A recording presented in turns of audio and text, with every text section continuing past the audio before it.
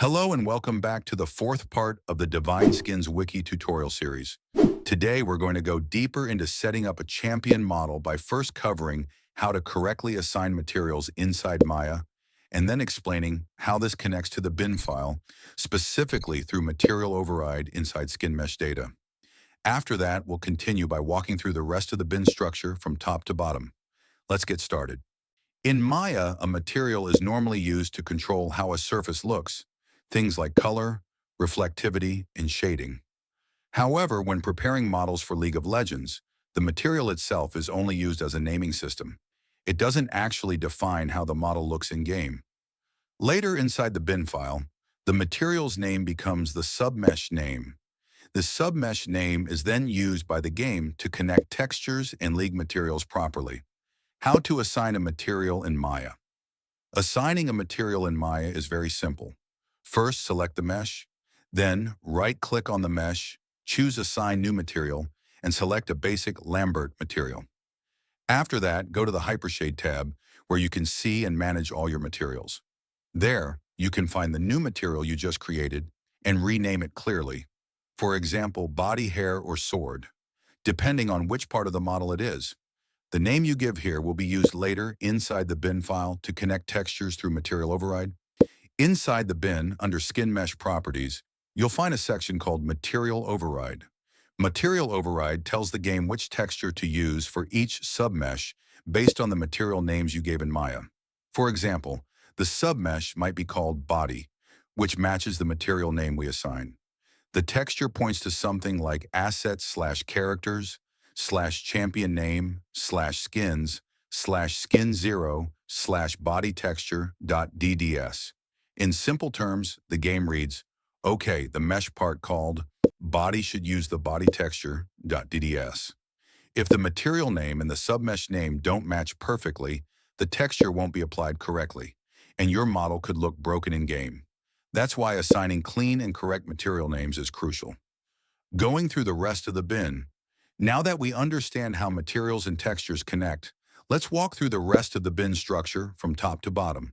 At the very top of the bin, you'll see linked bins. Linked bins are references to other bin files the game needs to load everything correctly. They are usually found inside the data folder. If you ever search for a bin that could store particle systems from your skin, check the linked bins. Below that is Skinaudioproperties. This section defines where the sound effects and voiceover files for the champion are stored. Usually, you don't need to edit this unless you're replacing sound effects. Next is Skinmeshproperties. This tells the game where the animation bin for your champion is located. We'll go deeper into animation bins in a later dedicated tutorial. Then comes Skinmeshproperties, which we already partly discussed earlier. Here, besides the Materialoverride section, you'll also find paths to the .skn file for the mesh, the .skl file for the skeleton, the base texture the model uses. There is more, though. For example, you will also see a setting called Skin Scale. By changing Skin Scale, you can make your champion appear larger or smaller in-game. Initial Submesh to Hide allows you to hide specific parts of the model, submeshes, when the game loads the skin. The hidden submesh will stay invisible by default during normal gameplay. However, you can reveal or activate that hidden part later, for example, during specific animations, like a recall, an ultimate transformation, or a special ability. Initial submesh shadows to hide hides the shadow cast by a certain part of the model. It doesn't make the submesh itself invisible. It only prevents the shadow of that submesh from being rendered on the ground or environment. This is useful when you want a part of the model to exist visually, but you don't want its shadow to show for artistic, stylistic, or gameplay clarity reasons. Below that, you'll find Idleparticleeffects. These are always active particles, often called auras, like a weapon glow or an energy field that stays on the champion even when idle. Scrolling further down, you'll find VFX system definition data. These are the particle systems. Just as a reminder, a particle system is the full spell or ability visual effect, made up of smaller parts called emitters. Emitters control the behavior of individual particle effects, like their movement, size, and color. Each particle system inside the bin is grouped with purple brackets, starting from VFX system definition data and ending at particle name and particle path. Inside each particle system, you'll find multiple blocks called VFX emitter definition data. Let's quickly go through the most important emitter settings you'll work with when editing particles. First, particle lifetime. This controls how long a particle stays alive after it's created. A short lifetime means it will fade out or disappear quickly. A longer lifetime keeps it floating around longer on the screen. Next, we have birth color. This is the color the particle has right when it spawns. It's basically the starting color.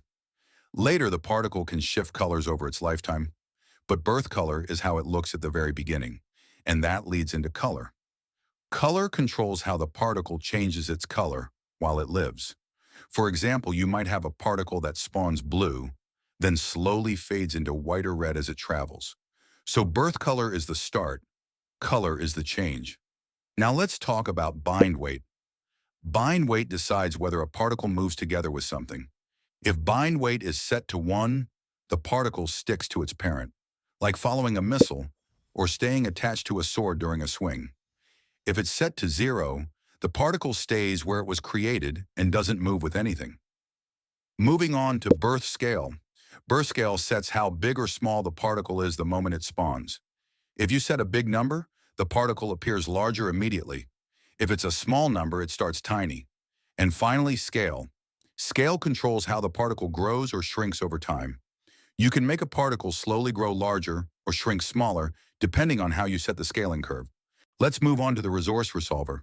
The Resourceresolver registers each VFX system, which is a full particle system, with a short, easy-to-use name. Later, when spells, animations, or other systems need to spawn that particle, they call the short name, not the full path. Without registering it in the Resourceresolver, even a correctly written VFX system won't appear or work in-game. And that brings us to the end of today's video. We learned how materials work inside Maya and how they connect to the bin through Materialoverride. We also went through the entire bin structure and covered many important parts like Skinmeshproperties, VFX systems, and a lot more behind how League of Legends handles champion skins and effects. Thanks for watching the 4th part of the Divine Skins Wiki tutorial series. I'll see you in the next one.